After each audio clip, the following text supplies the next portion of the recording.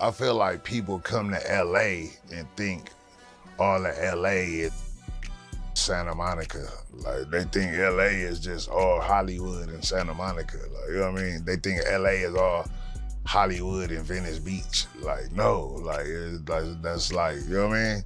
They think because you can go in Beverly Hills and do that, they think they can, oh, I want to go see Compton and get some pictures, and you think that it's the same. Like, no, nigga, like, it's not. You know what I mean? Shit, it happened different in different places, and you gotta know where you at. So like, stop thinking this shit is just a big tourist attraction. Like, stick to the tourist attractions. Like, don't try to just think you just on vacation in LA and you can pull up anywhere and do anything. People will rob you and hurt you. But it's not just LA, they will do that anywhere. Like, you can be in Brazil, like Mexico, like people will rob you and hurt you. So you gotta be careful, like, you know what I mean? Stick to the tourist attractions. Stick to where it's safe at.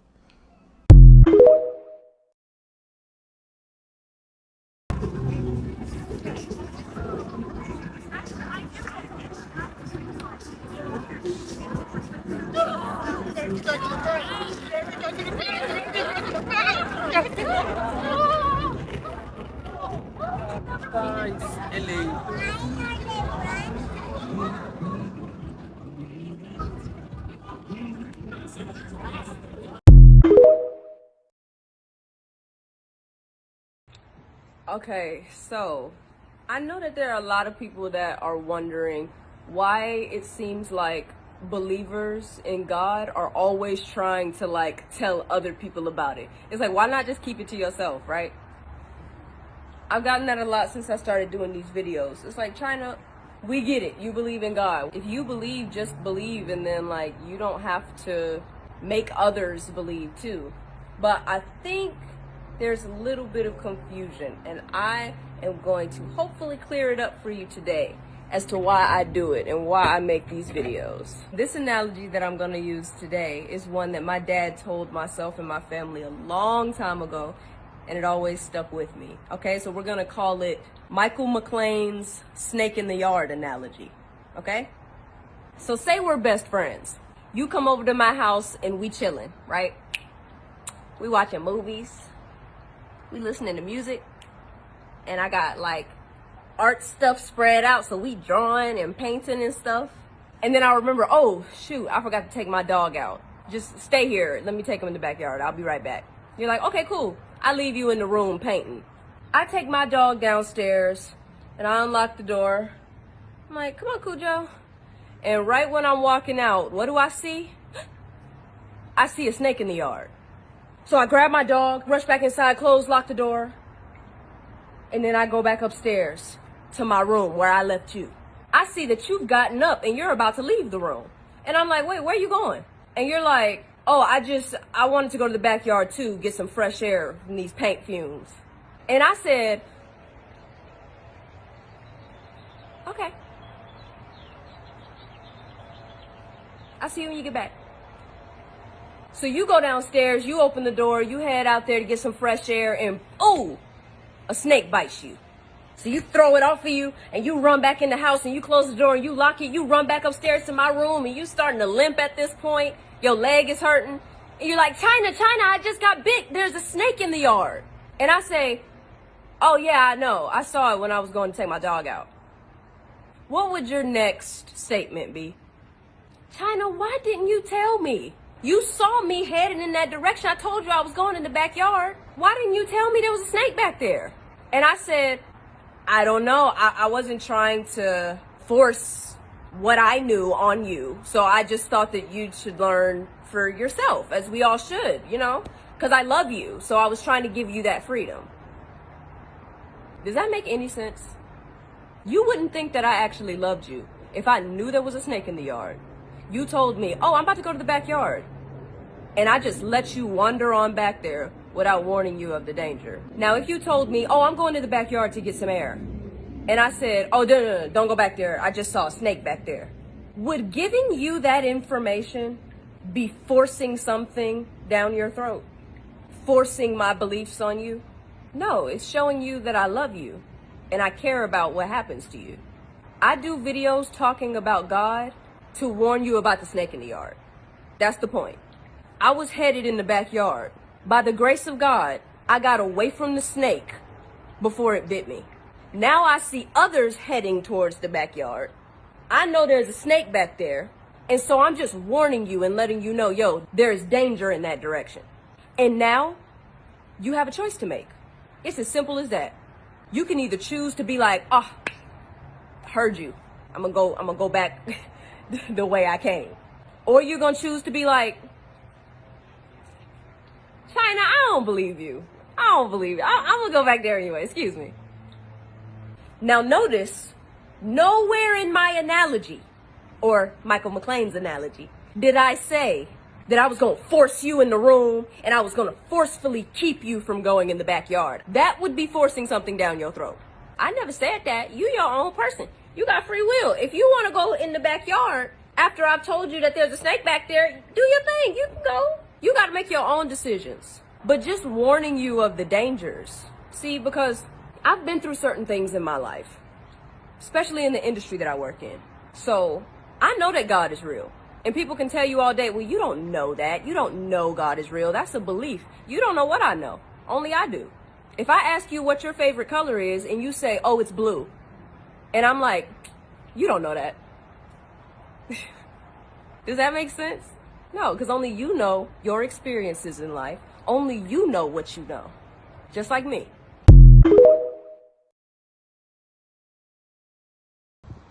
Okay, I'm gonna have to let y'all see it through the glasses. If you can see it through the glasses, these are shades, okay? Y'all see that? I had to take my shades off so you can see that.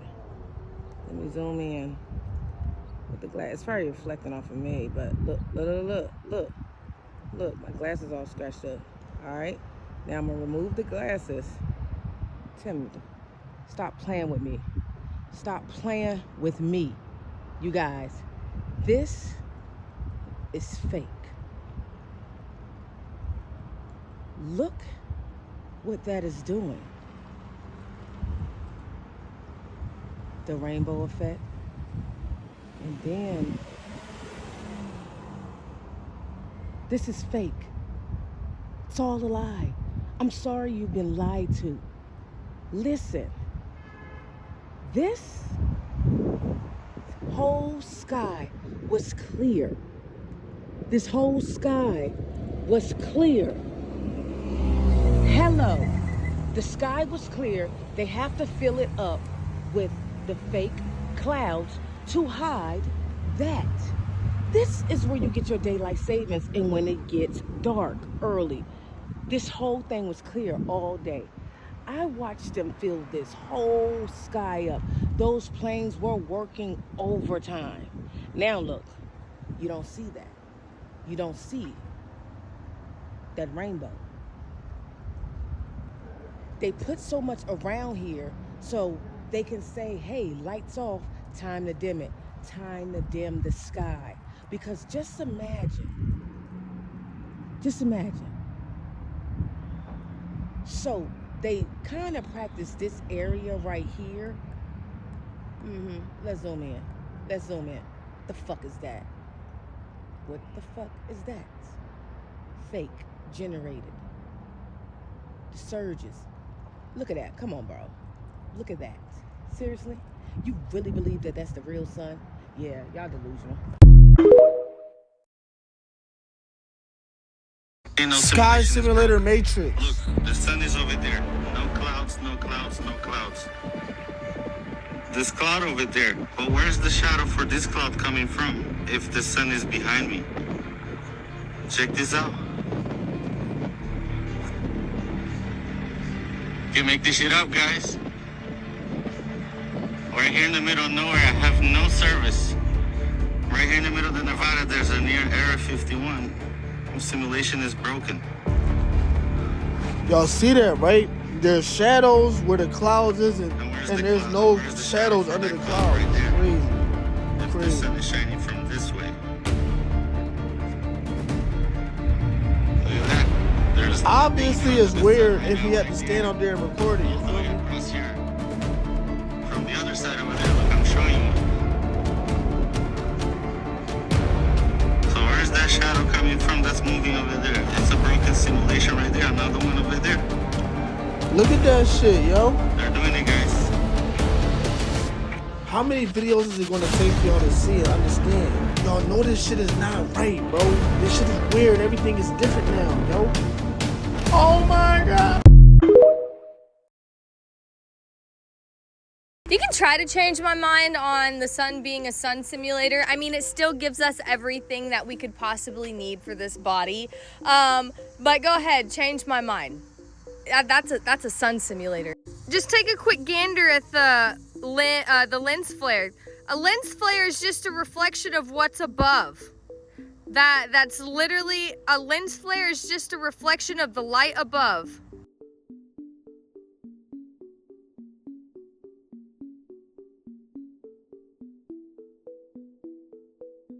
I don't know if these sunglasses will work or not, but we're gonna look at the sun through them.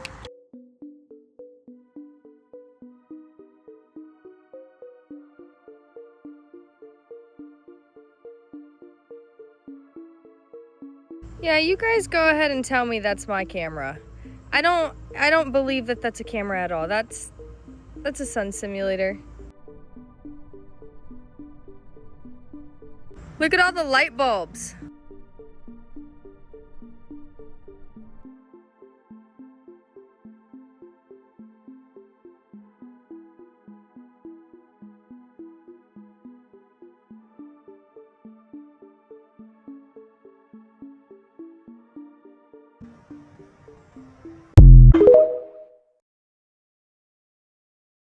You think the weather's just natural? No. They've been controlling it for decades, turning the sky into a battlefield you never see. Back in the 1940s, Project Cirrus used chemicals to steer hurricanes. In the Vietnam War, Operation Popeye made it rain for weeks to flood enemy supply routes. That was over 50 years ago. Imagine what they can do now. HAARP in Alaska, a massive array of antennas, can heat parts of the ionosphere, shifting jet streams, triggering droughts or even earthquakes. Officially, it's just research. Unofficially, it's a weather weapon. Then there's geoengineering, spraying fine particles like aluminum and barium into the atmosphere to reflect sunlight. They say it's to stop climate change. But those same chemicals poison soil, water, and lungs. Every record-breaking storm, every out-of-season freeze, every wildfire that starts with lightning from a clear sky could be manufactured, and the media will still tell you it's all just nature. Why control the weather? Because if they control rain, they control crops. If they control heat, they control energy. And if they can trigger disaster, they can trigger panic. You're not watching the news, you're watching a stage play in the clouds above your head.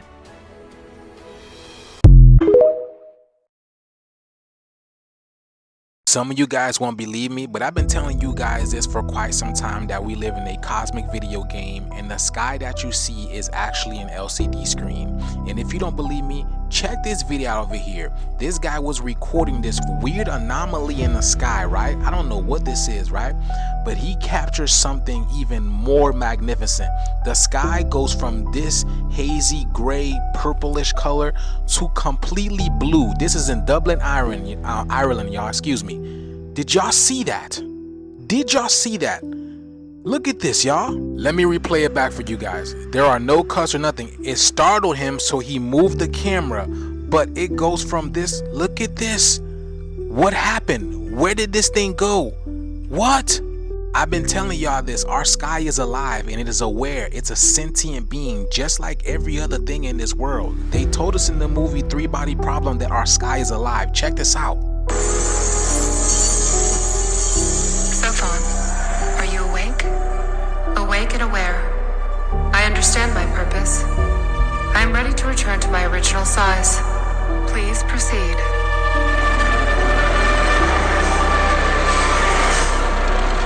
Now look at that, right? Kind of like the same thing we just seen, right? Look at this anomaly. A lot of people are in for a rude awakening because I've been telling you guys for quite some time that we live in an artificial matrix, a cosmic simulation video game. A lot of your neighbors, they're not real. This government, they're not real people. They're just projected simulation holograms. That's literally what they are. Quantum physics states alone that physicality is not real, and this is what a lot of people are about to figure out. We're literally souls having a physical human experience. We're watching the dissolution of this matrix in real time. That's why the sky is falling. Y'all see the sky closer? Y'all notice that, right? The clouds are on the floor. Let me know what you guys think about this video, y'all. The shift is here. Let's continue to get it. You see it, you feel it. Peace in. The sky just glitched in front of hundreds of people and they got it all on camera. This is insane. Have you ever seen the sky do anything like this? Something's not adding up. Thanks for watching as always. Stay weird.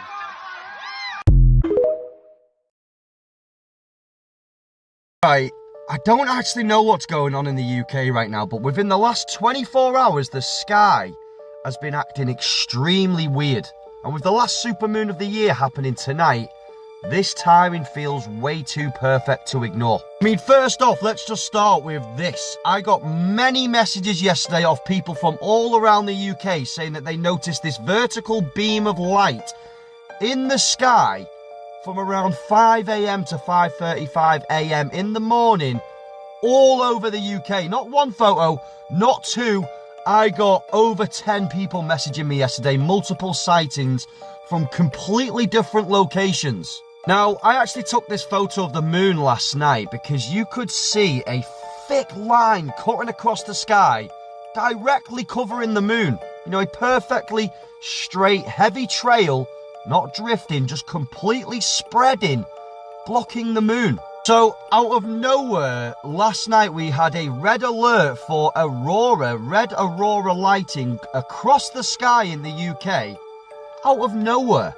And you know, if that wasn't strange enough, we have now also had this rare 3.3 magnitude earthquake that hit 3 towns on the 3rd of December at 2323, and the news decided to post it at 69369. What is going on? So, within 24 hours, we've had this very unexplainable beam of light at 5 AM in the morning. We've then been hit with a crazy red alert aurora. I then noticed some heavy spraying of silver cyanide over the moon last night at around 10:30 PM. And then an hour later in the northwest where I'm from, we seem to have had a 3.3 magnitude earthquake that hit 3 towns on the 3rd of December at 2323. All on the same night as the last supermoon of the year. I mean, look, I'm not saying what it is, but the sky is giving off some serious something is happening energy. You know, the atmosphere looks different, the light is behaving different, and people across the whole country are noticing this exact same anomaly at the exact same time. And isn't it strange, you know, the closer that we get to these bigger lunar events, the more the sky gets sprayed, the more these anomalies just show up, and the more people start feeling like something is completely shifting right now. You can take this how you want, but I like to trust my eyes more than I trust the news, and something is definitely shifting on the earth right now. But obviously, for the sensory reasons, this was all just for entertainment. I love you all, beautiful people, and I'm as fictional as a dinosaur, baby.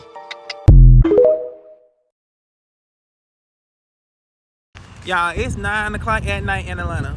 Tell me why the sky look like this. What going on? What in the Stranger Things is the Demogorgon coming down? Like, what's going on? What are y'all here on what, aliens? What? I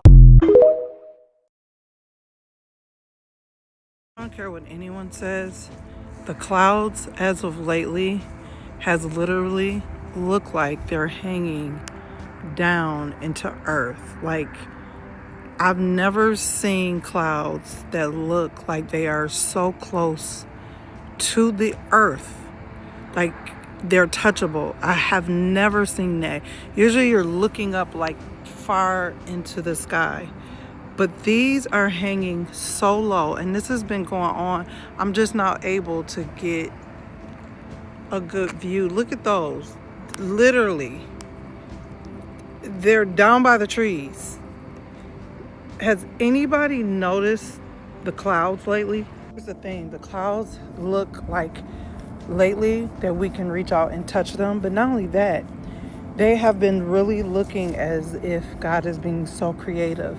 Like, I looked up in the sky one day and I'm like, is that in a form of a cross? Like, I have been seeing literally where the clouds have been like creating things. And I know I'm not just making this up. I know I'm not.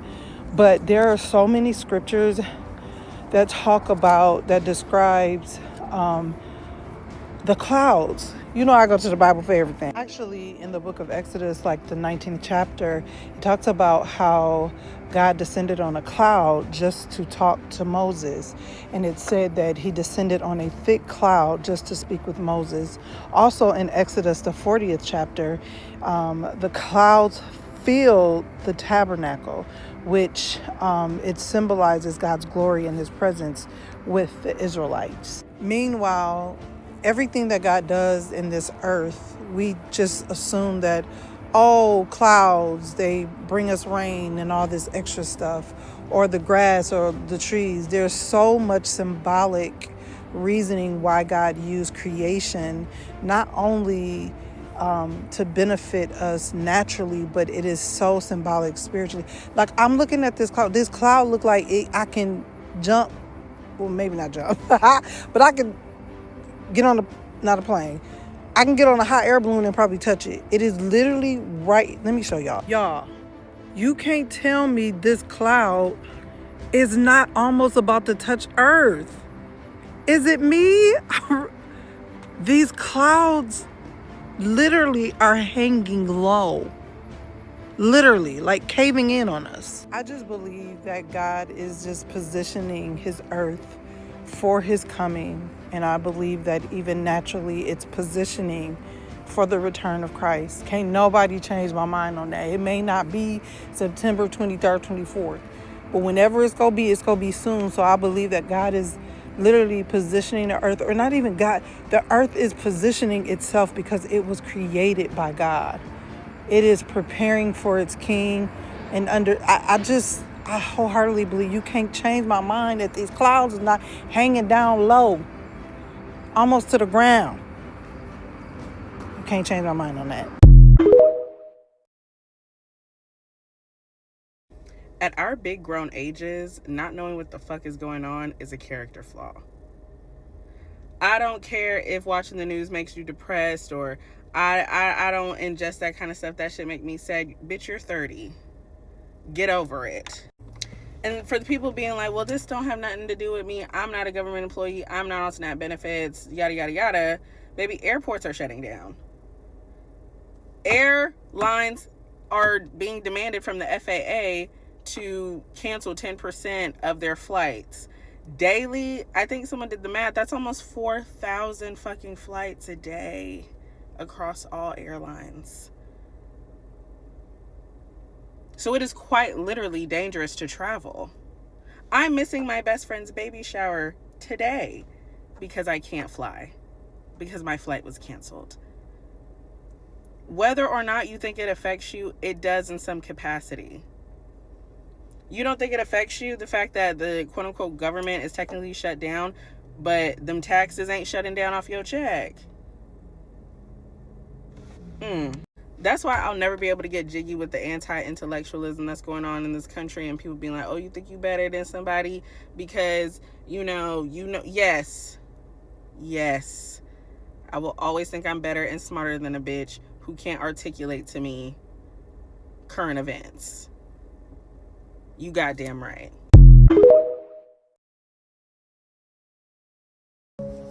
Hey man, look, I be seeing a lot of people post from my city, bro. And there's some freaky shit going on right now, and I'm gonna need somebody to help me understand what this is. But look, I'm gonna flip the camera. Look at the sky right here. Nice, normal, dark sky, right? So can somebody help me understand what is turning the sky this color?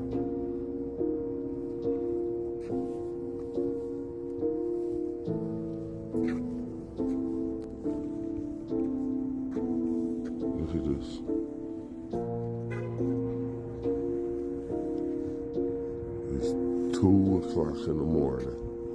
Why is the sky like that? Let me see. What is making the sky that color? 2 o'clock in the morning. It ain't like that nowhere else. Everywhere is just regular sky. You know what I mean? Dark, just cloudy. But back there, look at it. What the fuck is that?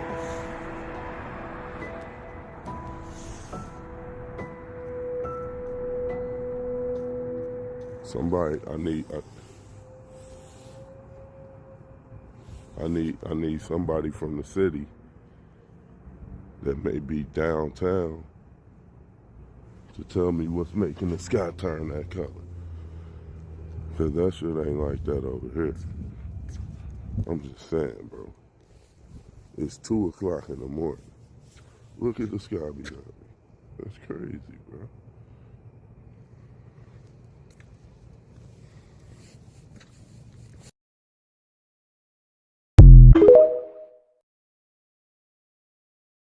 What you mean you found the underground city in Chicago? Y'all, we middle of downtown, right across from the Drake Hotel.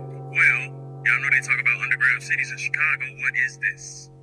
What the? It's blocked off. It's like a rim.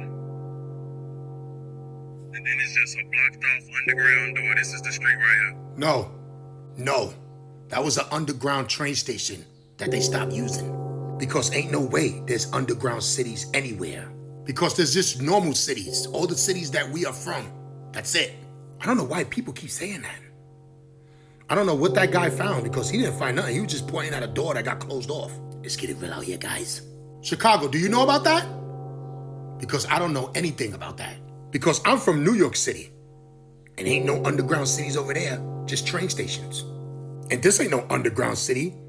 This is just a parking lot. So please, don't say you found anything, because you didn't find anything. That was just a door blocked off, so nobody could go down there. And I don't know what that rant was for. Y'all play around too much on this app. This video's for entertainment purposes only. I don't know what that guy's talking about. He didn't find no underground city. We didn't see it with our own eyes. That was just a door that was blocked off with a ramp that led to who knows. I don't know, guys. Let me know what you think about this. I'm out.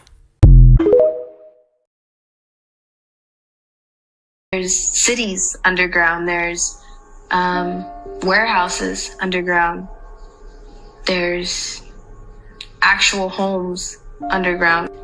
People build these tunnels and they've built them for decades. There's a lot, and elite celebrities, they go down there for parties.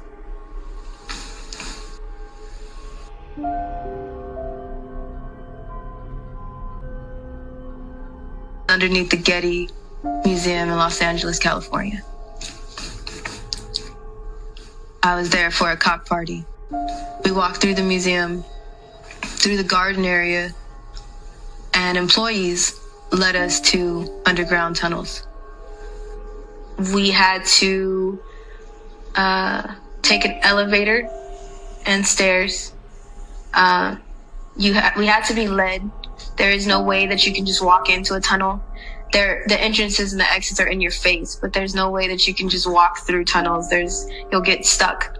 You'll go deeper and deeper, and you won't be able to come back out because it's hard, because the tunnels run all different directions for miles and miles and miles and miles. So if you go down the wrong one, you'll get stuck, and it's confusing to turn back around and get back to where you're going. So you have to be led in and out. I think people assume that when you get underground, it's just this dirt and you keep going deeper and there's more dirt and then there's cages. No, that's not how it works. The Playboy Mansion. The Playboy Mansions. I met some really elite people when I was there.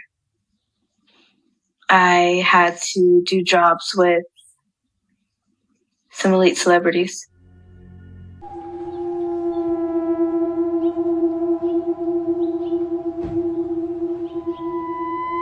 I'm a psychic medium, so I actually, every time I walk past his house, and obviously the Playboy Mansion's right there, and we know about the tunnels that connect from the Playboy Mansion. To here? I'm sure they connect here. 100%. Why wouldn't There are places that connect. So what kind of energy? What kind of energy are you picking up? just like there's just like darkness. I mean, in general, like I've always had weird feelings on this street. Yeah. This type. Well, the Playboy Mansion's down there, so I always thought it was the Playboy Mansion. It wasn't until probably a year ago that I realized this was Diddy's house.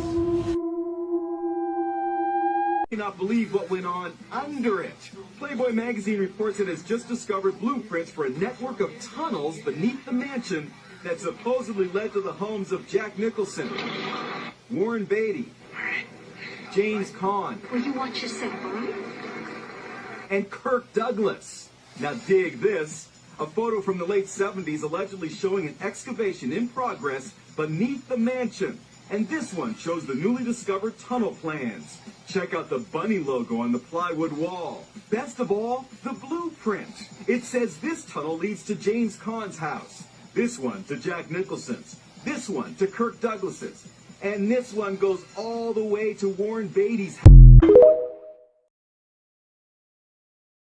It is literally true that Hollywood is the devil's playground. Where do I even begin? Several people have sent me this TikTok and asked me to share some of my experiences, so here you guys go. I literally lived in Hollywood for 2 years and all this random shit happened to me. When people say Hollywood is haunted, they are not joking. The amount of paranormal experiences that I experienced living there. One time I was in an Uber, it was late as fuck at night, maybe like 1 or 2 in the morning. We are on a hill, okay? We're at a stop sign on a hill. There is nowhere for anybody to come from. And out of nowhere, someone starts banging on the window, help me, help me, help me. Literally screaming. Scares the fuck out of me in my Uber and we look at each other. See, he's better than me because he got out the car. I rolled my window down. Tell me why there was nobody there.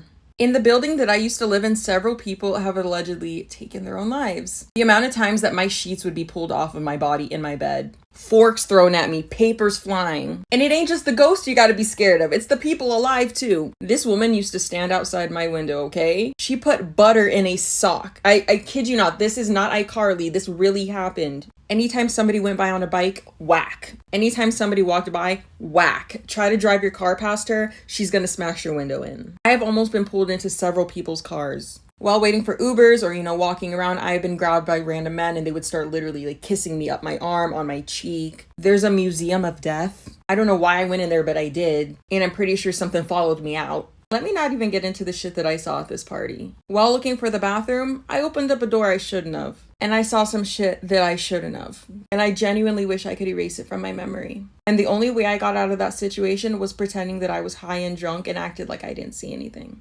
The things that I was offered in exchange for money and fame. I'm sure some of y'all hear about, the satanic shit that happens out in Hollywood allegedly. And some of y'all probably think, oh, it's probably just like a joke or like a rumor. People that you wouldn't even expect to be involved in that stuff are involved. The amount of times that I would witness literal children in adult spaces, lifestyle that you see a lot of these IG models and Instagram famous people living. You think all these girls are funding these expensive lifestyles with brand deals? With a little Taco Bell sponsor? That ain't their only sponsor. I don't understand why all these movies try to make Hollywood look like this glamorous place. There's over 50,000 homeless people in Los Angeles. And that's probably not counting everybody. I got DM'd by somebody that I guess you can consider a celebrity. When I got there, I wasn't the only girl there. And the first thing that I was told by one of the other women, oh, is it your first time too? The second those words left her mouth, I left. I don't even want to know what that meant. I was told that it was just going to be us, so I don't know what I was about to get into, but I'm glad I left. I'm running out of time, but I have a ton more stories. Y'all want them? If these headphones look familiar to you, you might have been involved with a program when you were in elementary school called the GATE program. That is Gifted and Talented Education, and this was really popular in the 80s and 90s. Now, when I was in school, I remember getting hearing tests, which is what a lot of other kids supposedly say they were told and they were taken to the GATE program. It involved a lot of matching items like these, like matching shapes, remembering things to see like how good your memory was. And a lot of people said that they also took a drink beforehand and it was pink and it kind of looked like Pepto-Bismol. Here's a sheet from a girl on TikTok who said this was from the GATE program, and she had to kind of decode and figure out what the message was saying. The theory behind the GATE program was that this wasn't to test your hearing or to put you in a special program or see what type of accelerated learning you would do good in, that it was more done by the government to test if you had some type of psychic ability.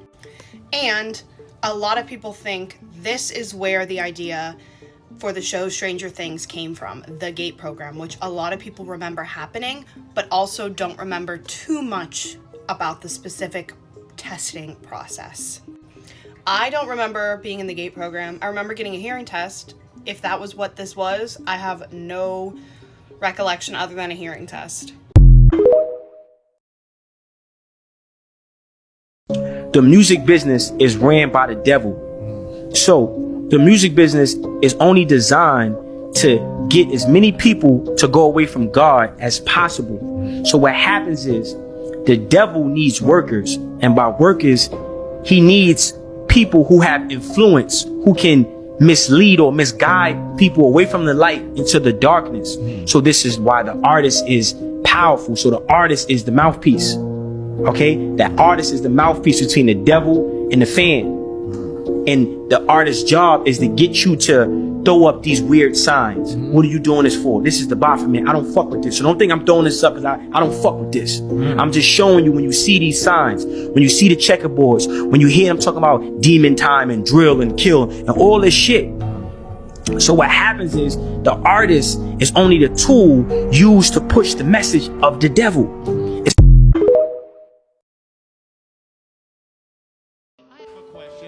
Has anyone here ever actually been to hell? Yeah, absolutely. Everyone? Of course, yeah. What's it like?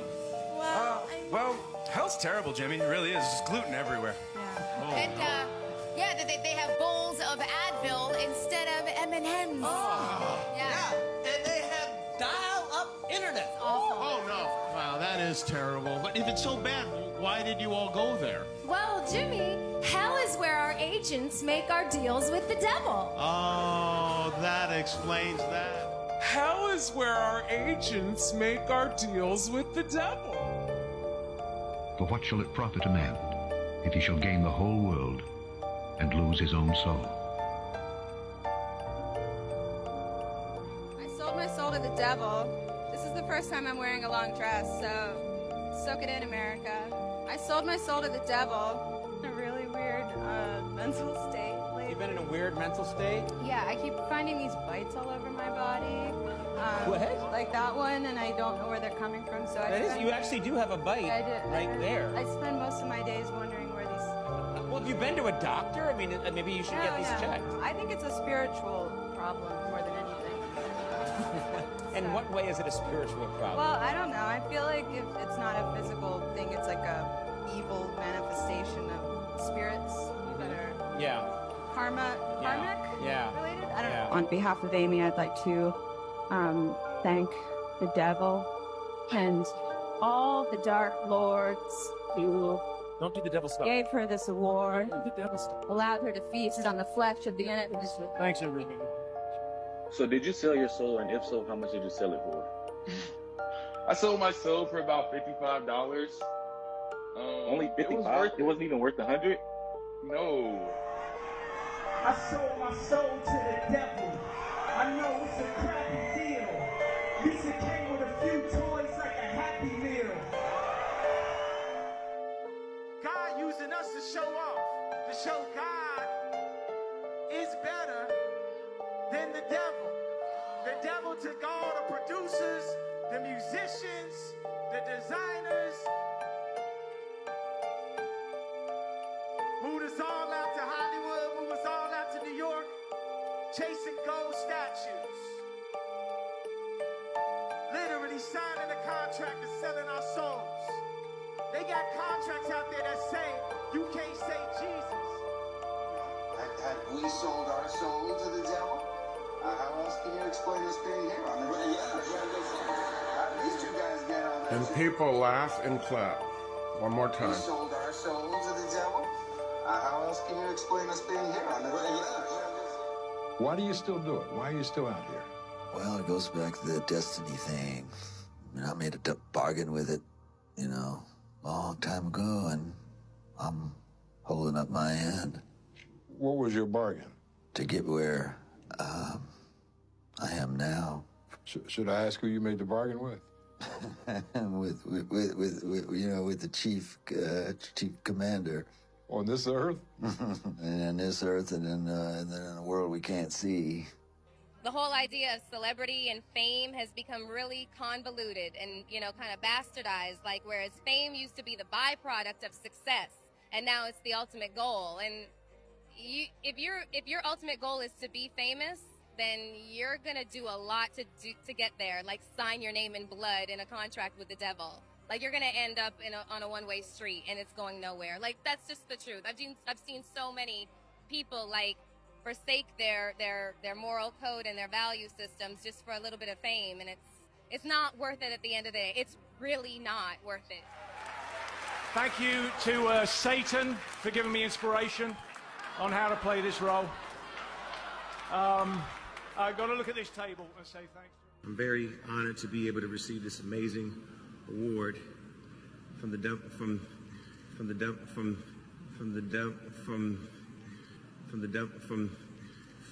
of my soul, my passion. And, you know, it's sounding a little bit strange, and I'm like, if you don't get this right now, I swear to Lucifer, I'm gonna... Who wants to pray to the devil with me? Who's in with me? Come on, hey, let me see those horns. Dear Dark Lord Satan, hope everything's good with you. Ask you to grant tonight's nominees continued success in the music industry. How's that? Hold on, let me explain something to them real quick.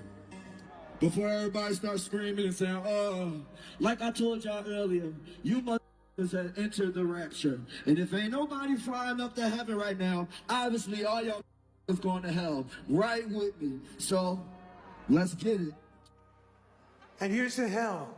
May we have as much fun there as we had getting there. Huh, Howard? And we'll be there. About a week, not today, but about a week ago, I sold my soul. You understand what I'm saying? And ever since I sold my soul, I haven't been happy ever since. You know what I'm saying?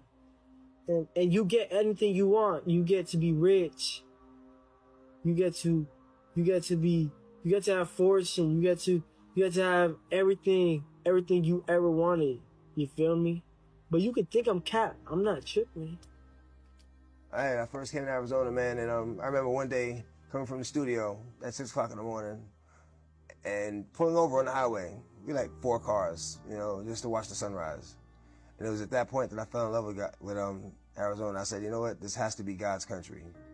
You know, because I'd never seen anything as beautiful as that sunrise. Then I met the devil in God's country. You know, and it's not so much who, it's what, you know, what happens and the things that the devil does. It's not so much a person, even though he acts through people. You know, you can't call one person the devil. Joe Arpaio? You know, you can't call any one person the devil. You can't do that because no one person has enough power to be the devil. You know? And, you know, it's through all these hardships that I realized that, you know what? This is God's country because I met the devil here. Because if I hadn't met the devil here, I wouldn't realize I was strong enough to overcome the obstacles that the devil would place in my path. And it's by overcoming these obstacles that I realized that this is God's country. Because he helped me get over these obstacles. He helped me get over these hurdles. I'm trapped. If I can go back, I never would have rapped. I sold my soul to the devil, I'll never get it back. I just want to leave this game with level head intact. Okay, I'm still alive. So am I too. You can't kill a spirit even if you tried to. Sold your soul to me. Did I remind you? You remember that night you prayed to God you give anything to get a record deal? Well, Dre signed you. This is what you wanted your whole life. Also right? Whoa, look at this house. Look at these cars. They're so nice. Whoa. Oh, but you didn't know fame has a price too. That you just now seeing the downside too. mean, I released a gospel record when I was 15 because I grew up in, a household where all I ever did was listen to gospel music, and my parents are both traveling ministers, and so. The guy that was preaching at the revivals, he came up to me out of, a few thousand people and said, you're gonna sing. Many people in the world will never truly be so free. Yeah, only reason that I live is Christ come down and died for you and me. I live because Christ died, and though he has suffered. I kind of sang about, what was going on in my life at 15, and that's how I got introduced to the music industry. I swear I wanted to be like the Amy Grant of music. Yeah. But it didn't work out, and so I sold my soul to the devil. It didn't work out, and so I sold my soul to the devil. I remember sometime we do 10 episodes for my show, and in this last season, I was hitting a block, right? I was like, oh, I'm not doing it right? So then I went in the corner, and then I was looking at the wall, and I was like, come on, devil, right? Come to me, because I had to do something like crazy, right? Had nightmares for a month. So it does come to it or after? After.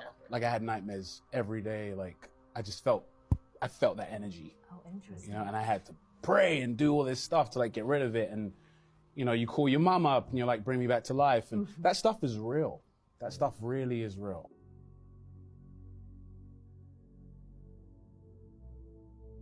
So I'm from New York originally, and ever since I was little, ever since I could remember, I wanted to perform, sing, dance, act. It was just in me. Like my mom said, as soon as she brought me to church when I was old enough to walk, when worship started, I was in the aisles dancing. Wow.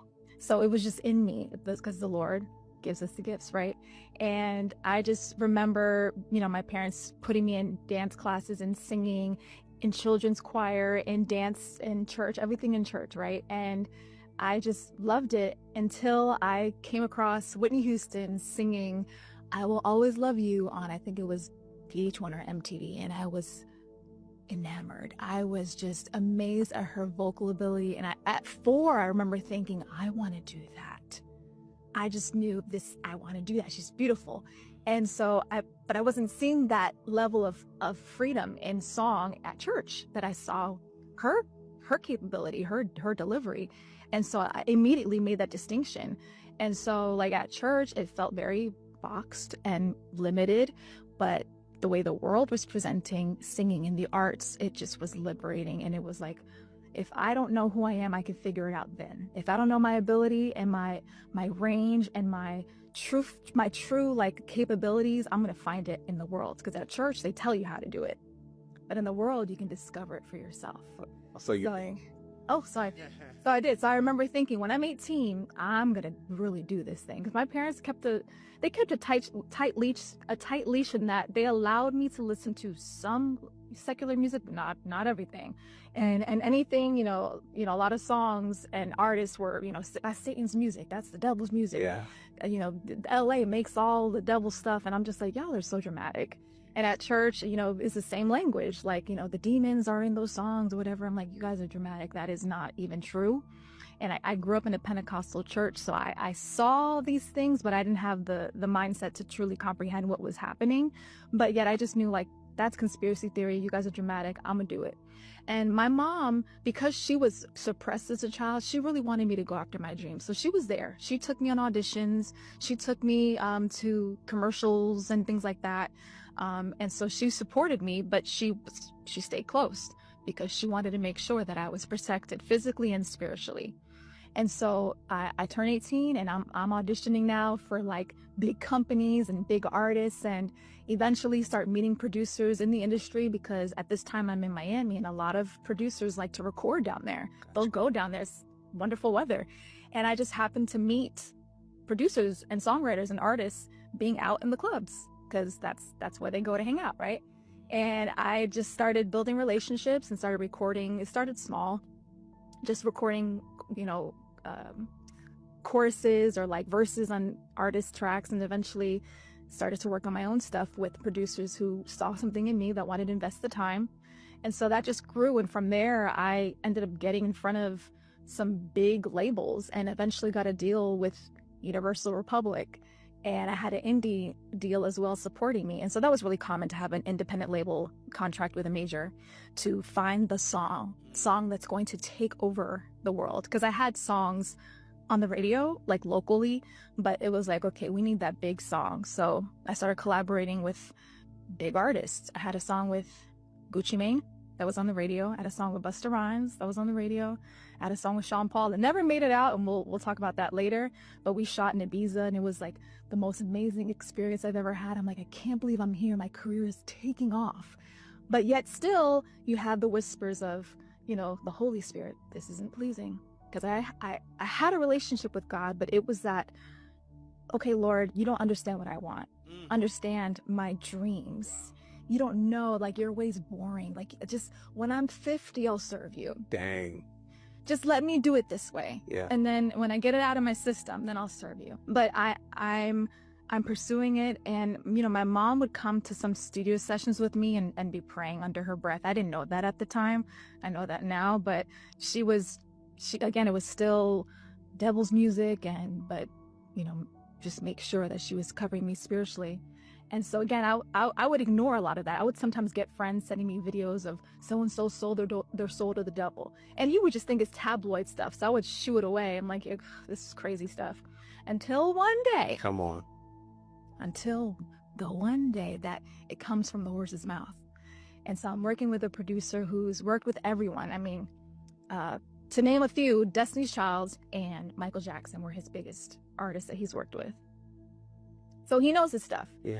And we're in a session one day and we take a break.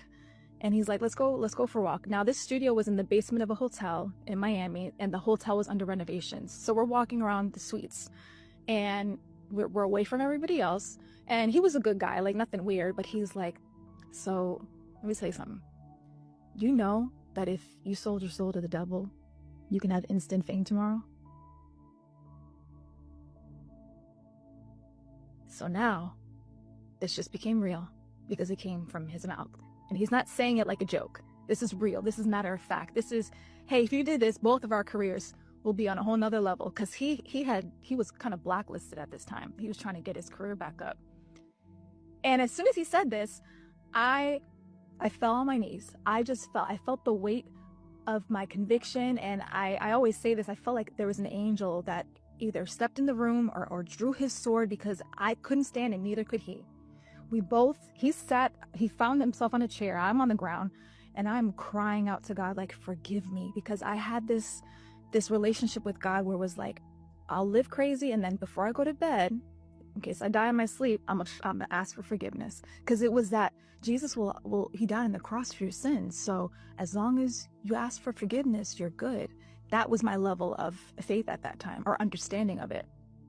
So I would live however, and then if anything scared me, if I was in a weird airplane ride, Lord, forgive me, I promise, whatever, just empty words. So I'm crying out, I don't know how long.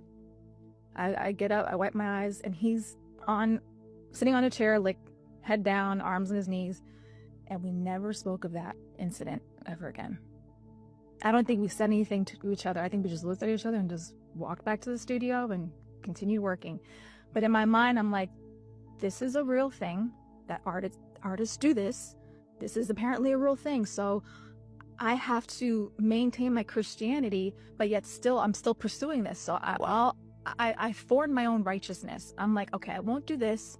I won't show this much skin. I won't sing certain lyrics. So this is what I started to do. Wow. And that only went so far. So now I'm fully aware that people do this. And it's like, I felt like that opportunity, well, it was an opportunity, but that moment really lifted the scales and really showed me that it's all spiritual. And that music is Oof. Come on. It's a weapon.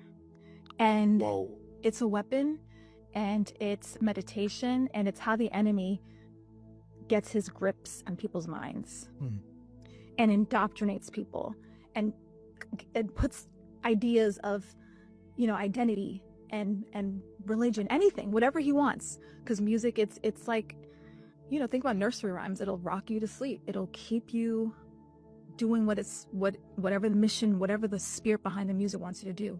I'm just thinking music makes people happy. No, it's deeper than that. And so, but I'm like, let me just form my own righteousness and still do it. And so now I'm getting further ahead. We're in this thing. I have shows lined up. I have deals in the works. I'm meeting every celebrity you can think of. It's like, this is crazy. My dream is really about to happen, but yet I feel uneasy. I feel less of myself. I'm distancing myself from my parents. I'm distancing myself from like childhood friends, like church friends. I'm like, I need something now. I need to make it because I haven't made it yet. I'm like, I need to make it. So I need to prove it. I need to prove what to who? But in my mind, I need to prove myself to who? My parents love me. I was raised in a lovely home. So who do I need to prove myself to? So just the brainwashing that takes place as well in those environments, because now the more you give yourself to these things and people, because I'm also, having sex with boyfriends, and just because that environment, the industry conditions you to be less, to feel less, and to give more. Wow. And so you're taught how to talk. You're taught who to be friends with, how to look, how to sound, how to dress. It's you're completely controlled. And so I don't know who I am. I just know that music, this is what I have. It's the reins of my life. I need to make it.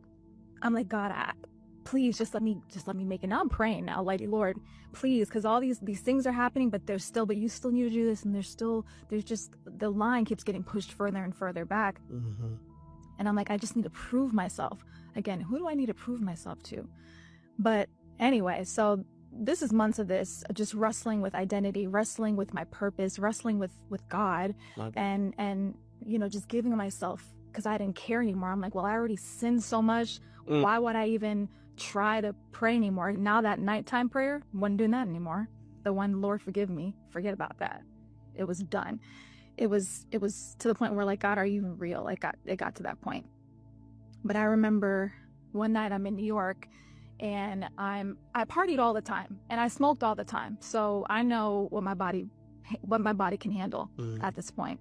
And we get back to the apartment at like 4 a.m, go to sleep. At least that was the plan. It was to lay down and go to sleep. But it was as if as soon as my head hit the pillow and my eyes closed, I was somewhere else. There was no drifting into sleep. It was just instantaneous. Here I am. Wow. Where am I? I'm in outer space. Oh my goodness. Now, I've always had prophetic dreams, warning dreams, of a boyfriend cheating on me, or always had these, like when my dad had cancer, I had a dream and saw the cancer demon. Like, I've always had dreams. So I'm thinking, because again, God is good and he'll still forgive me. So I'm thinking, whoa, God, thank you for letting me experience this, because it was more real than this whole room, than us having this conversation. It was so real. It didn't feel fuzzy like naturally. It was 5D, 10D. I don't know. It was so crisp and clear, and I didn't feel the need to look at my body, because I just knew I was physically there. In my mind, I was physically there. So I'm looking at the stars, and there's this like frequency emitting, vroom, vroom, vroom, like you could feel like everything was connected and bouncing off of each other. And I'm just like, this is amazing. Like, I can feel the vibration that people talk about. I can feel this, and I'm looking around and I'm seeing the earth, and I'm like, whoa, that's the earth. But yet it looked just like a big body of water with the land. And I'm just like, that's interesting. And then I look, past the earth, and I notice what initially looked like the sun. I'm focusing in on it, and it looked like just a suspended lake of fire. That's the only way I can describe it. And when I saw that, I'm like, the sun is shaped weird. Like, that's not the sun. Excuse me. And as I'm looking at the sun, this being starts to come in focus, and he's huge, and it's the silhouette of this being, and he's just moving towards me, and I'm looking, and he's huge in appearance, and I just knew this was God initially. This is a supernatural being. So I'm looking, and I'm like, God? Or no, I said, Lord? And he said, no. You know who this is. And when he said those words, fear was married with the words. And I immediately, I'm sorry, I didn't mean to yell like that. But I immediately thought, oh no, I missed it. Because remember, I'm always praying before bed, and I stopped. I'm like, oh no, I died in my sleep. Oh no, no, no, I'm going to hell. Oh no, no, no. Because the fear that with the words, no, you know who this is, the fear that pierced my soul, my being. I'm like, oh no, no, no, no, no. It's like, no, it's too late. No, it's too late. I'm like, no, no, Father, forgive me, Lord Jesus, forgive me for lying, forgive me for sleeping around, forgive me for ignoring. I'm just going through all the forgive me fors. Like, genuinely, forgive me for ignoring you and ignoring you. Forgive me for ignoring you. And Satan, I'm just gonna call it who it is, because I didn't know any other demons. I didn't know any other devils. I just knew Satan. And he said, shut up. Like he was in a rush. And when he spoke, his words weren't audible. I felt them. Like they were, like it would vibrate. Like if you stand next to a big bass system. No, like it was very intense. If you worship me, I will give you all these things. Oh my gosh, I still feel it. Like, you know, in memory. And I just immediately looked to the earth, because the earth started to change and started to show, like, project images of the things that he was offering.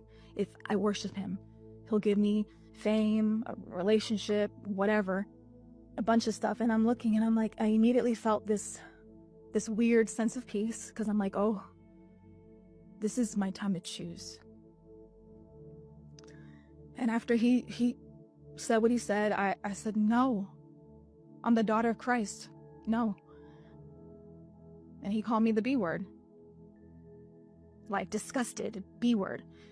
And then immediately I'm up, like, I'm back in my body. And I'm like, did that just happen? Like, I'm awake. Like, I did not wake up and did I just leave my body and come back to my body, kind of thing? And the only thing I can think of was to call my mom. And I get up and I'm like, that was not a dream. I have dreams all the time. I was there. Because when I woke up, this is fuzzy. That was more real. And I hear like new age people call it astral plane, whatever. It was in the spirit. I was somewhere. And so I call my mom and I tell her everything that happened. And she believed me. And mind you, my mom had been praying for me. She had been praying.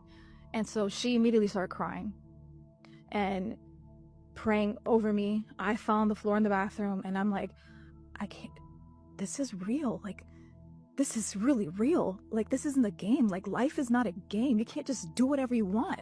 There are consequences to our actions here. And so I just knew, like, after she prayed, I was asking, like, what do I do now? What do I do? And the only instruction I had was seek me. Seek the Lord. That was the only instruction I had. You know, people want to go to work right away. Yeah. God's like, sit with me. Learn from me. Let me become a part of you. Be a part of me. May my words be a part of you. So I called my label manager at the time and I was like, yo. And I'm nervous because there's a lot of money on the line. For anyone who knows music industry, artists, like there's a lot of money on the line and there's jobs on the line. I told him I can't do anything until God tells me what to do. And it's like, when I said that, he was like, okay, just, you know, let me know when you can.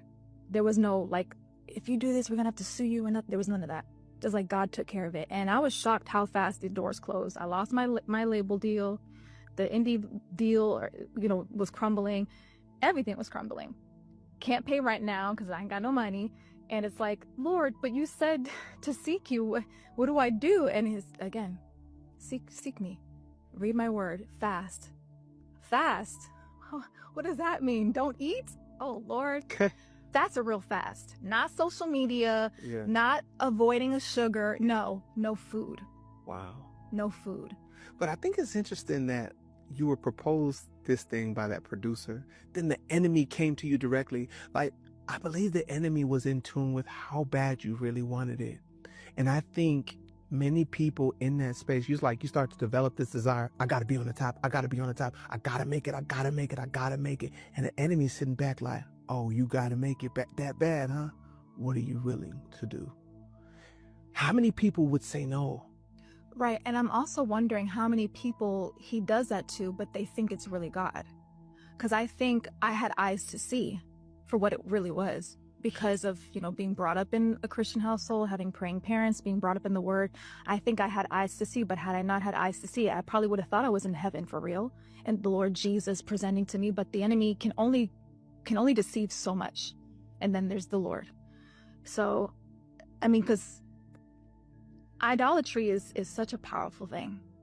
Idolatry is such a powerful thing. And the Lord, when you're God's, he's a jealous God, and he just, there's only so far he'll let you go before he's like, all right, it's time to truly wake up and come back to me. Matthew 6:33, seek first the kingdom of God and his righteousness, and everything else will be added to your life. You'll be like a tree planted. Why? Who is the vine? Come on. The Lord Jesus should be your prize, your joy, everything. Oh, my gosh. And I had to, and that's why now, like, you know, people ask, like, are you sure, like, not people, some people will ask, like, how do you know that you're done with, you know, the desiring fame stuff? I'm like, because the Lord, I gave it to him. It was never meant for, we were never meant to carry it. And I think about all the famous people who are miserable. They're drug addicts. Some of the most famous people, unfortunately, ended their lives for drug over addictions and things like that. And it's just like, we were never meant to carry glory. That was always meant to be for God. All the glory belongs to you, Lord. All the glory belongs to you. Our bodies were not meant to carry glory. We're meant to project it, to release it, to just, it's like a conduit of the Spirit of God. Like it passes through. That's how we give him glory, or else it'll crush us. It'll kill you. And so he had to prune me from all sorts of desires. And my desire now, and I'm thankful because it's so simple and it's so peaceful, and it's, you know, the fear of the Lord is a beginning of wisdom, and it's health to your bones, and it's long in life. His word is in John and 1 John. In the beginning was the Word, and the Word was with God, and the Word was God. We have to stop looking at things with carnal eyes. Like, God isn't, you know, letters on a page, but his word is alive, and his name is a name above all names. I don't want to teach, but it's just like the name of God is salvation. He is salvation, and we all need a savior. We all need it. Every story, every childhood story, every single book and song is some kind of salvation element. Yes. We were designed to have a savior. Oh my God. And he's right here is Jesus. And had she received the fame that she sought after, even after being married? Well, she didn't seek fame, but she still had a desire for the arts and entertainment and acting and things like that. We wouldn't be here. Yeah. There were opportunities too that presented themselves early in marriage that had it, and I would have taken it. And this is why trust the closed doors too. God will close doors to protect the anointing, to protect your purpose, the perfect will of God in your life. And so I had to learn to just let the doors close. And, you know, I was up for a pretty awesome, well, it was going to be a pretty awesome That was a big role. It was a big role for a TV show. And it would have changed our lives, but we wouldn't have been married, and we wouldn't be in ministry. It wouldn't be building for the kingdom of God. It would just be building for my life here that's going to soon be in the flames. What does it profit a man to gain the world and lose your marriage? Oh. Yeah. But now you just giving me understanding. Like I talked about when God, he's calling you to give something up. Truly, he's coming to give you something. But also, when the enemy gives you something, he's really taking. Yes. Oh, that's so good. And so the opportunity that you would have looked at as the blessing would have robbed your future, robbed your life of every good thing that God had in store. So the cost it is of accepting the gift that was thrown at you so many times, the gifts that were thrown at you so many times, receiving those gifts, those blessings, those opportunities would have taken away everything that God had in store for you. So I guess, like, Lord, my prayer is like the discernment to recognize Like, God, I don't want to say yes to nothing that's not you. I don't want an opportunity if it's not exactly what you desire for me. I don't want a role. I don't want a platform. I don't want a blessing. I don't want a job. And I think to reject something that you could blatantly say, no, this would have changed my life. This would have gave me this much money. This would have allowed me to never work for this amount of time. All of these things that we think that we're going to get, at what cost? This is a way to one, see if something's from God. It's very simple. Who does it glorify? Come on. Does it glorify you? Does it glorify money? Does it glorify the past? What does it glorify? Does it glorify Jesus? Simple. Seek first the kingdom of God and his righteousness. Everything will be added to your life. Simple. Die to yourself. It's hard, but it's a simple concept. Yeah. What does that mean? I wake up every day. All the time, Lord, I give you my thoughts right now. Jesus. I give you this relationship. I give you my money. I give you this fear. I don't want it. I give you my identity. I give you, like, literally make it understand the power. Understand that we're spiritual. We're spirit beings, and there are spiritual forces more active than us operating behind everything. There's a spirit behind everything. Yeah. But to know what something is from God, to know when something is from the Lord, it's who is it glorifying? Yeah. Very simple. Is it glorifying the man of God, or is it glorifying Jesus? And Jesus says, no one can follow me unless they die to themselves first and pick up their cross. And the Lord, first sign of business, he gives you a burden. It's not a joy. It's not a joy although the joy of the Lord is your strength, he gives you a burden. And the Lord has given us a burden to share Jesus and to share what he's done in our lives and to bring back the simplicity of the gospel. Paul says, I don't preach with eloquent words. I preach Christ crucified. Come on. Which is the power unto salvation. Come on. Come on.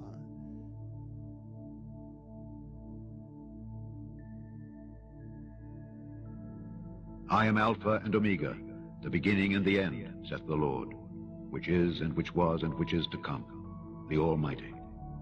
He which testifieth these things saith, surely I come quickly. Amen. Even so, come, Lord Jesus.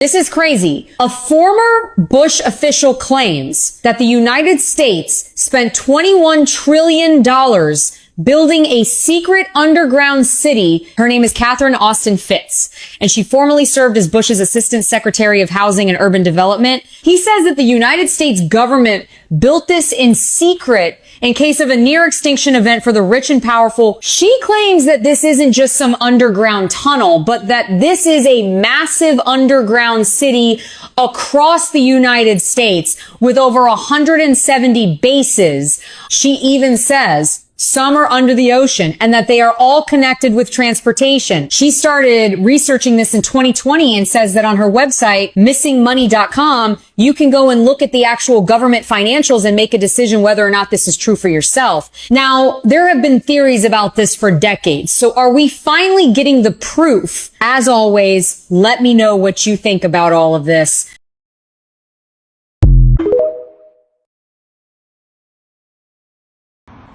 Right now, I'm walking through West Hollywood, and it's just crazy how demonic LA has become. Like, it's just this crazy demonic place that you just feel this certain kind of energy. I feel eerie, I feel weird. I feel this energy around me that there's no one, like, it just feels weird, this energy. It's demonic. There's another one, Lucifer's Pizza. Lovely, absolutely lovely. Isn't it amazing in LA? They love the devil. They love it. Listen, winch is oh my days, winch! Hey! Winch hell! Winch and hell! Oh my days, no! Winch! Hey! The world is ended. Look at the devil. Hey! Jesus, have mercy on us. What and wah. Damned, good preacher. Best you're damned for hell. Hey, Liam, there's a boxing club right. Sometimes I think I miss Hollywood. And then, I walk around at night like this. And I realize, no, this place is demonic. There's like a devil's soul lives in Hollywood. Like, you can feel it. Like, if you have any God in you, like if you're spiritual in any way, anytime you're in Hollywood, you feel sick. Like, you feel uncomfortable. There's like literal devil here. Satan lives here. Like, I can feel it. Like, I feel so uncomfortable. I just want to go home so badly. The devil himself lives here. I don't care. This is where he packed his stuff when he left heaven. He didn't go to hell, honey. He came straight to Hollywood and resides here. I cannot believe I spent 10 years on this block. I cannot believe my soul didn't go with me.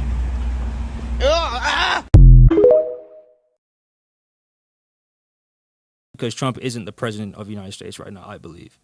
I feel like. So what do you think he's the president of? I feel like he just there hasn't the president of the United States hasn't been in charge of the United States since JFK. He was the last true president of the United States. What? Every other president does not. You feel like they're ran by Congress? They ran by Israel. Since World War II, every president here has been ran by Israel. 110%. This is the United States of Israel. That camera. That is it. Look at that one right there. Oh, yeah. I got you. This is Got his the face, United man. States of Israel. It's not the United States of America, and that's 100% true. So.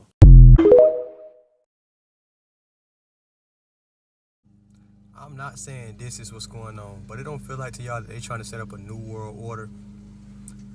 All these recent events just feel weird to me. For example, the government shut down.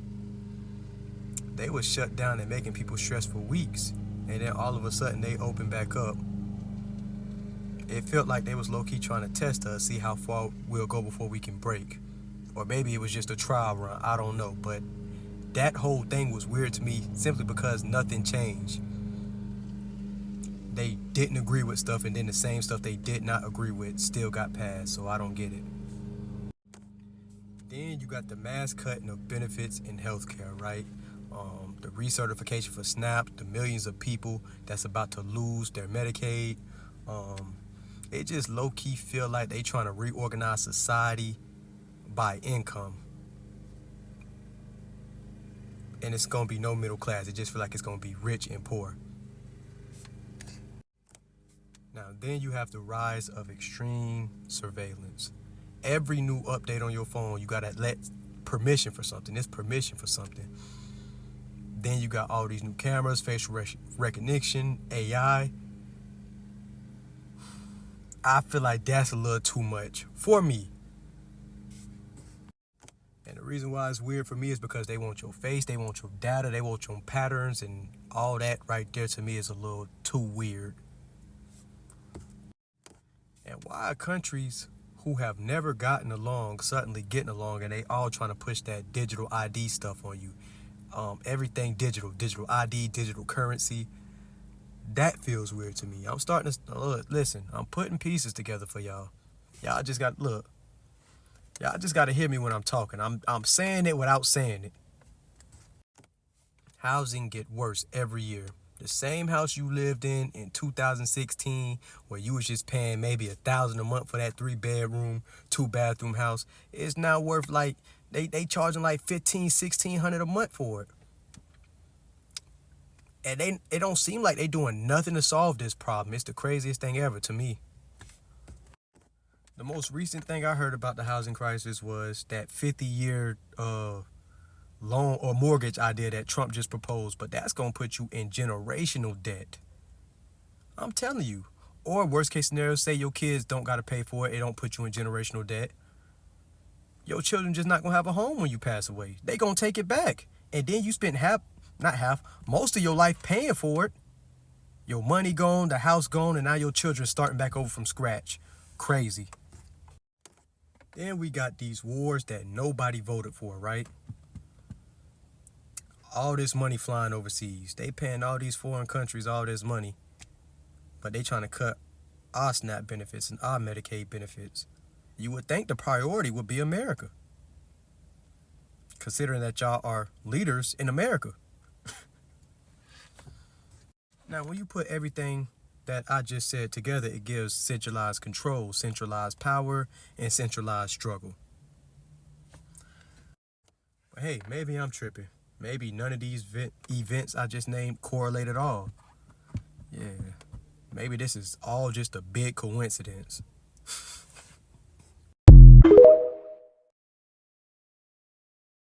This is Babylon, ancient Egypt, Rome, Sodom and Gomorrah, and Nineveh multiplied by 1,000, all existing in one geographical location. It's a 2,000 by 3,000 square mile hell. That's what America is.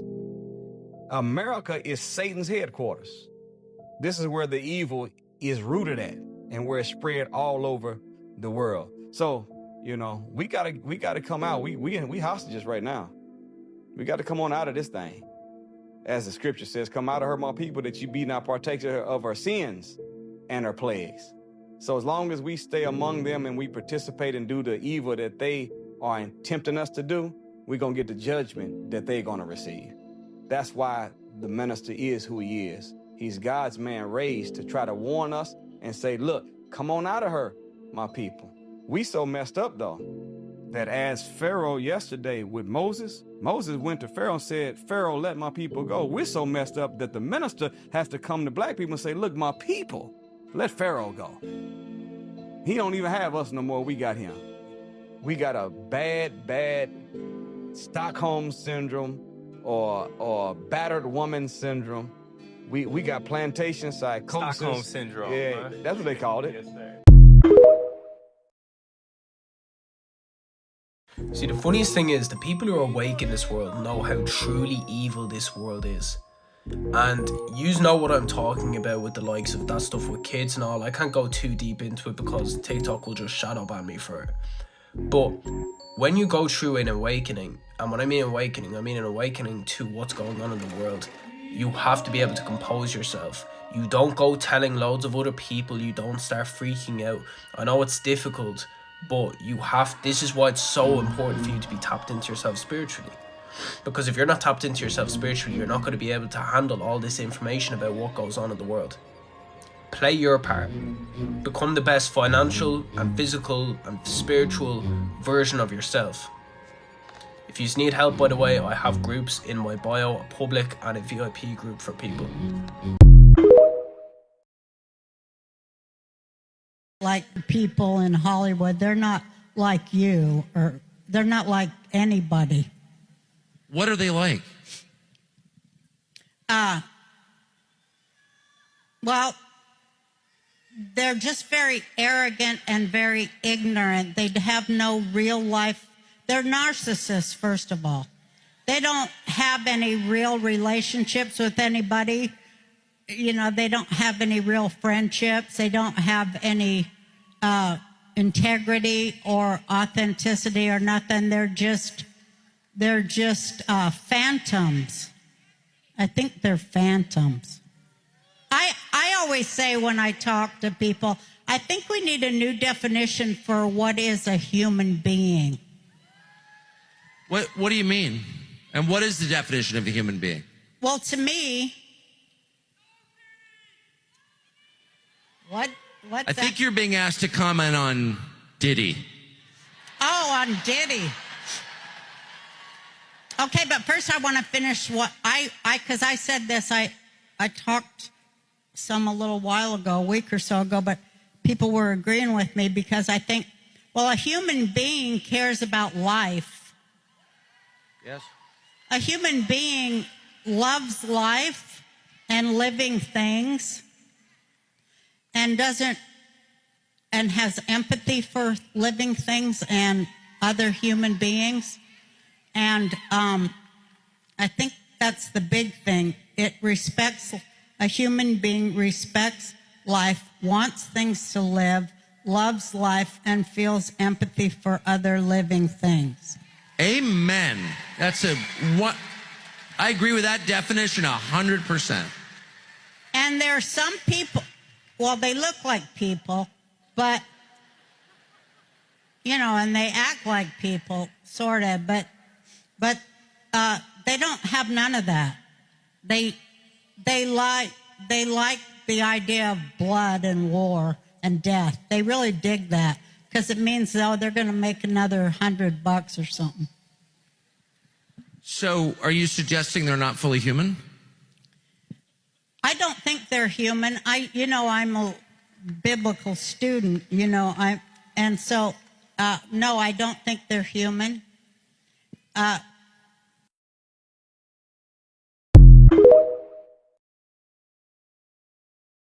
He reigns over America. In Jesus' mighty name. God, would you set him free tonight, Jesus? We ask God for the peace of God to hit your heart right now. Thank you, Lord. You've said that the devil runs Hollywood. I did say that. Yes. You still believe it? Well, let me ask you a question. Okay. Didn't we just have Christmas? Yes. What were the films that premiered for Christmas? Name the titles you can think of now. Let me see. There was Carry On. Right. Which had a Christmas backdrop to it. Right. But I can't really think of any actual And Christmas then you films. had Nicole Kidman's film came out. Oh, did it?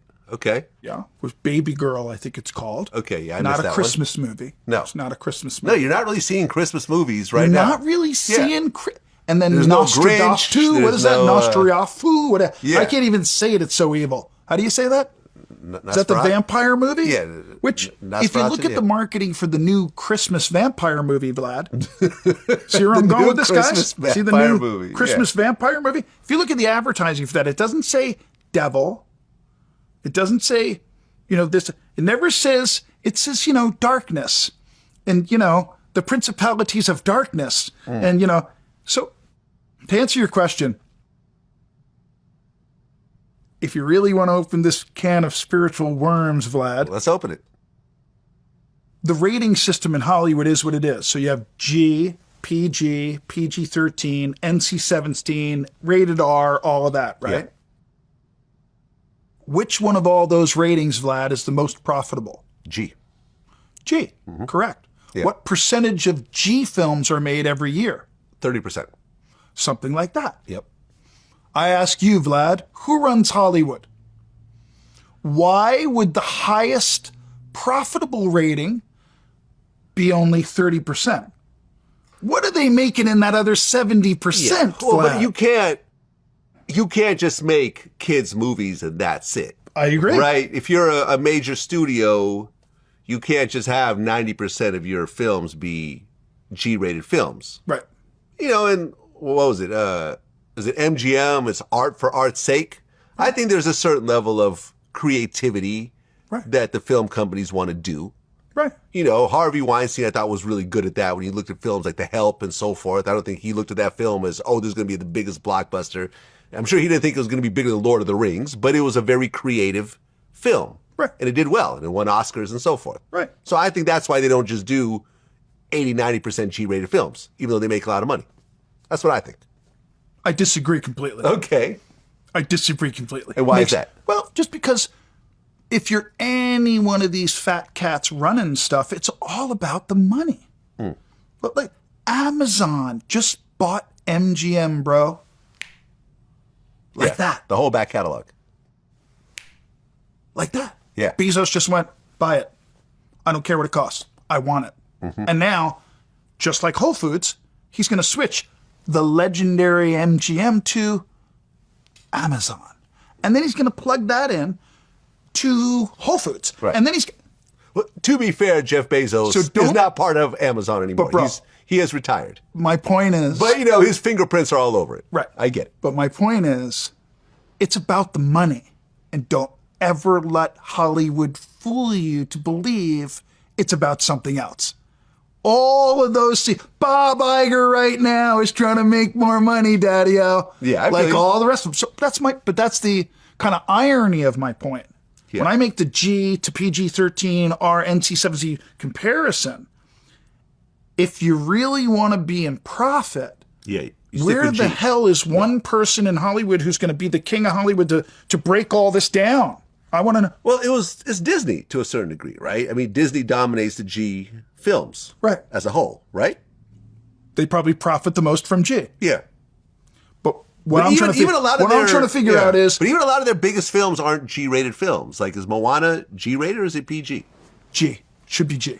I'm going to guess. Maybe PG, but it doesn't... You're making the same point. No, Moana is a PG-rated film. Right. What about Moana 2? Let's take a look. Now, my question is, how did Moana become PG and not PG G? as well. Yeah, PG Why as is well. It PG? I don't know. Maybe some of the themes are a little mature. I mean, I love the film. Moana is one of my favorite Disney films ever. I could joust Vlad right now. No, but I understand what you're saying. And listen, don't get me wrong. Yeah, even Frozen was PG. Is a great Wicked idea. was PG. Yeah. Art for art's sake is a great idea. Yeah. You know, a vampire movie at Christmas, I think, is designed. Okay. It seems to be they scheduled it differently, Vlad. Yeah, fair enough. Say, but I'm gonna keep it all the way straight with y'all. When y'all come to LA, this shit look pretty. Look how pretty this shit look. Now look, it look nice. Look, ain't no. This bitch dangerous, boy. You better have your eye when you come down here, boy. You heard me? You see them palm trees? Don't let them fool you. They'll put that bitch on you out here.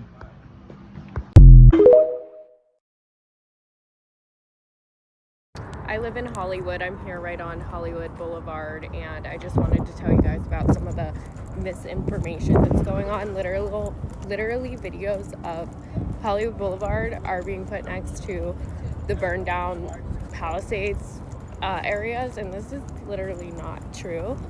Hollywood Boulevard is fully intact, and the air is fine now. Skies are blue, no crazy clouds. So hopefully it stays that way. Another thing that everyone's posting is the Hollywood sign on fire. That is AI, people. This is so irritating that people are making these stupid videos. But anyway, I'll show you a quick look at the Hollywood sign. Alright, as you can see, totally normal. Hollywood sign, perfectly fine. Thank God. It would all be really devastating, but we're doing okay here in Hollywood. Thank God. Here is how you walk through Hollywood Boulevard. Okay, no eye contact, walk straight ahead. Keep your belongings close to you, fanny pack, target bag. Walk fast, never ever look like you don't know where you're going. Even if you're lost, don't look lost. Do not engage in conversations with anyone. They are trying to sell you something. I repeat, they are trying to sell you something. They are not being friendly. No one is friendly on Hollywood Boulevard.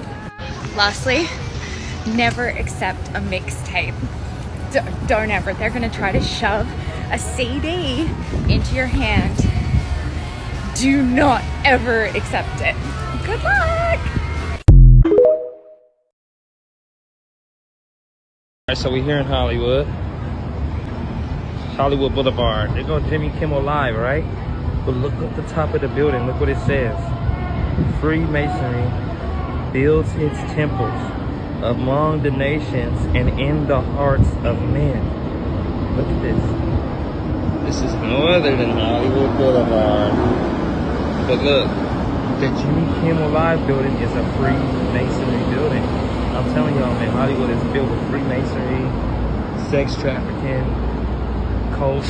It's crazy. They made sure to make Jimmy Kimmel Live right here in this building. Y'all know what this means, man. Just like all the rest of these crazy, creepy places. But yeah, I just wanted to show y'all that. The difference on Hollywood Boulevard, day and night, is literally day and night. During the day, it's so beautiful. At night, it's so ghetto and scary and sketchy. What the fuck?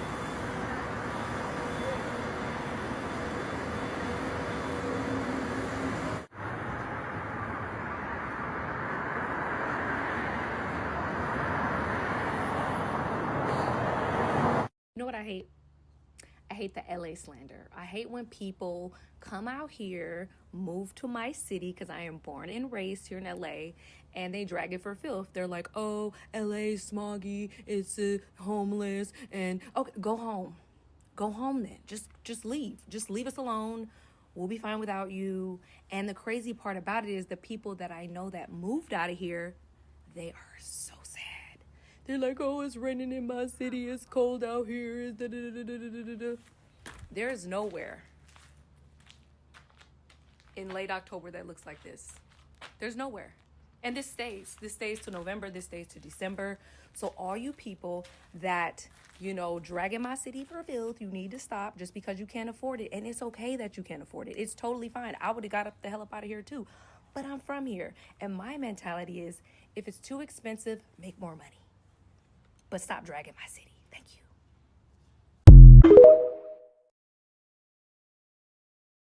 We went to visit 126th Street, Los Angeles, where the classic movie Friday was filmed.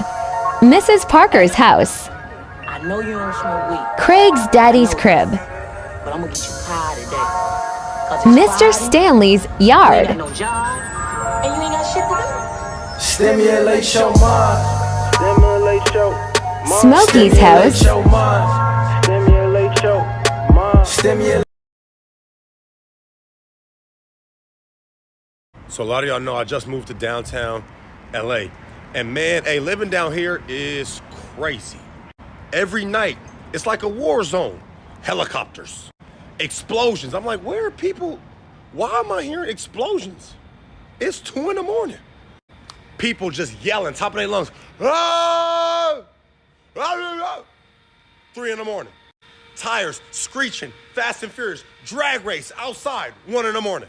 And then to top it off, you come outside your building and you go onto the sidewalk and you look down, a whole lot of dog shit.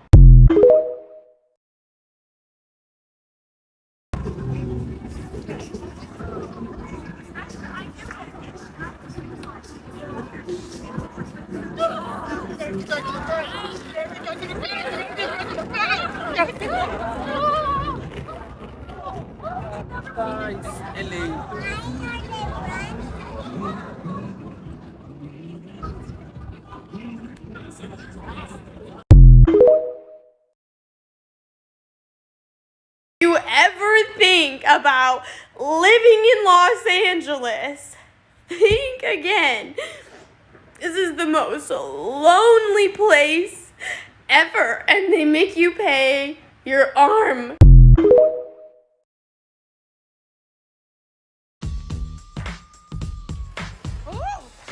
The ghetto. The ghetto. The ghetto.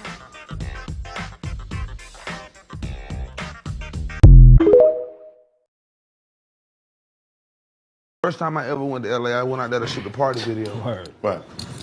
They knew what time I landed. They knew what hotel I was at before I landed. Listen, bro, the first time I go out there, so flying with TIG, Fly was like, man, we gotta go pull up on Big U. So we're going to Crenshaw High School, but he got the football kids out there. So my mind fucked up. This is my first time going out there. He was like, yeah, man, we knew what time you landed. I was like, oh yeah, this shit different. He was like, yeah, you over there, you in a hotel room, Then what you call it, get your bag, ain't your driver? I was like, oh yeah, this shit different. So at the same time, I say that to say, that checking in should be real. I ain't paid no money. All he wanted me to do was just take pictures with the kids, the football kids, and it be little shit like that. Like niggas be thinking checking in, oh, you got to pay.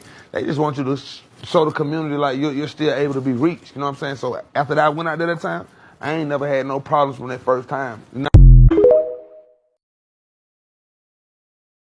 Be honest, LA is full. And I don't mean that in no, don't move here, I hate you guys kind of way. I mean that in a literal, dead ass, we're full. LA is getting to the point where it is so densely populated in every single area because of cars. Nobody takes any public transportation out here. People are now getting sick with chronic illnesses because all you see is pollution. All you see is smoke. All you see is a clusterfuck of people in one centralized area. Nowhere on earth is it like this. Back home, the Bay Area, You can go to Union City, Fremont, Silicon Valley, open land. You can walk out your house and not see nobody. In LA, you walk out your house at 11 p.m., 12 a.m., you're still gonna run into somebody. I want you to know how not normal that is. If you're a native, you may not get it, right? Because you're a native, but I'm a California native. And if the Bay Area is full and is still able to function with good, clean, sustainable air, and LA literally can't function with sustainable air because everywhere you go, there are cars and pollution everywhere and people everywhere in the same dense areas. That's how you know there's a problem, because people are literally getting sick from living here. And I really don't mean that as shade. LA is just dead ass full, you know? There's something about LA, bro, the way you feel. People who say America's a dying society and LA sucks, I think they haven't experienced LA. You're in the hills, you have a nice house, you're driving up and down the valley. I live in Miami, I love Miami. I lived in Dubai for a bit. Dubai is great, but something about the hills, man, it's just different. And how many planes do you think you've been on? Last year? Yeah. Dude, I don't even know, man. Like over 100 easily. Yeah? Easily over 100. I feel like people come to LA and think all of LA is Santa Monica. Like, they think LA is just all Hollywood and Santa Monica. Like, you know what I mean? They think LA is all Hollywood and Venice Beach. Like, no, like, that's like, you know what I mean? They think because you can go in Beverly Hills and do that, they think they can, oh, I want to go see Compton and get some pictures, and you think that it's the same. Like, no, nigga, like, it's not. You know what I mean? Shit, it happened different in different places, and you gotta know where you at. So like, stop thinking this shit is just a big tourist attraction. Like, stick to the tourist attractions. Like, don't try to just think you just on vacation in LA and you can pull up anywhere and do anything. People will rob you and hurt you. But it's not just LA, they will do that anywhere. Like, you can be in Brazil, like Mexico, like people will rob you and hurt you. So you gotta be careful, like, you know what I mean? Stick to the tourist attractions. Stick to where it's safe at.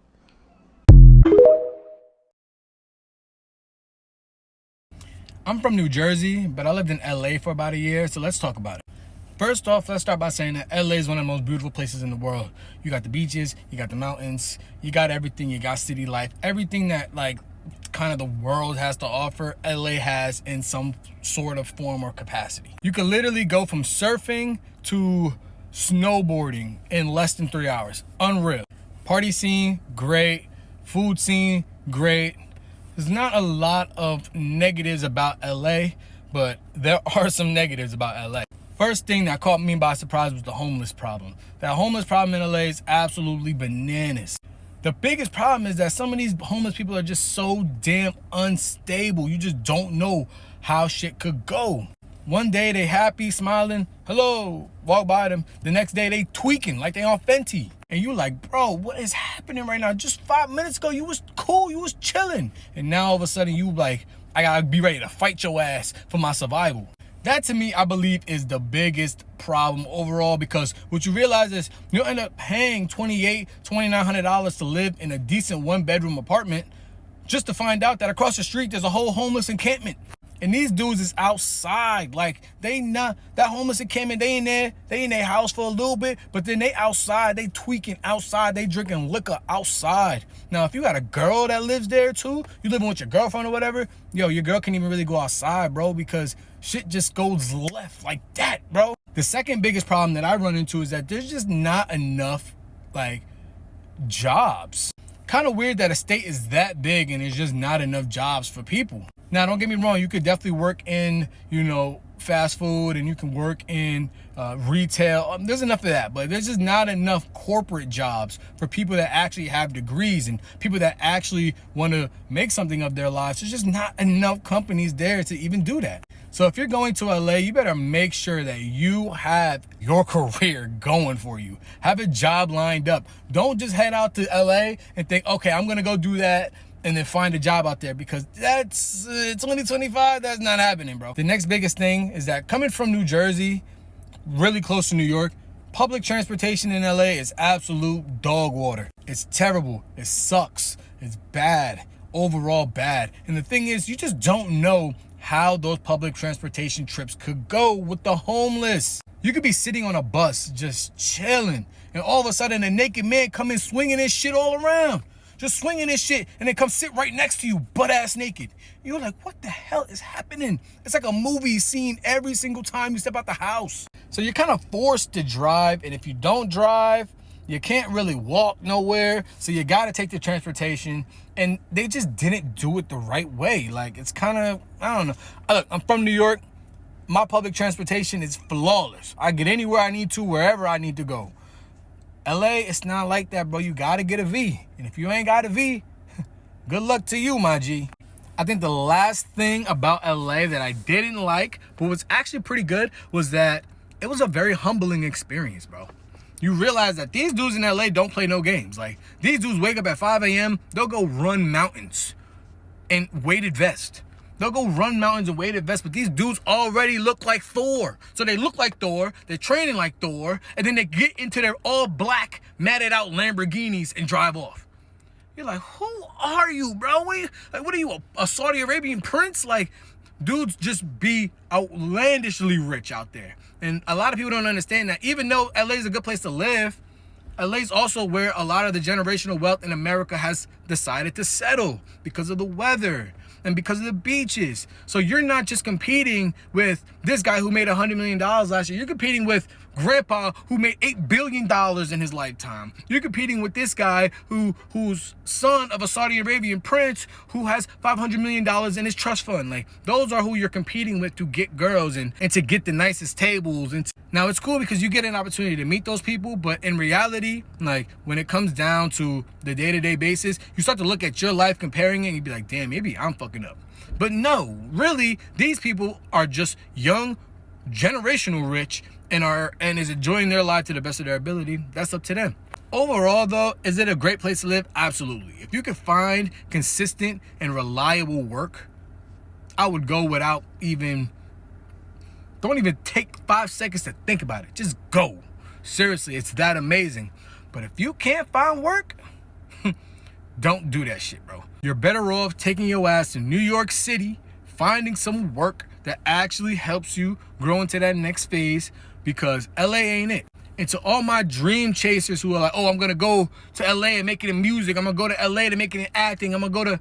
If you're already in a major city like New York, do not leave New York to chase your dreams. Do not leave New Jersey to chase your dreams. The mega city is already there. Just take over New York. Don't be running over to LA thinking you have a better chance in the acting industry in LA, because that is not the truth. The truth is, if you're already in a mega major city, just take over that city and you'll end up finding your way to LA based off work. That's it. Why didn't anyone tell me downtown LA is scary? I thought someone was finna bite me. Lord, I'm scared. Look at, oh Lord. It's liquid on the ground and we don't know what it is. I'm scared.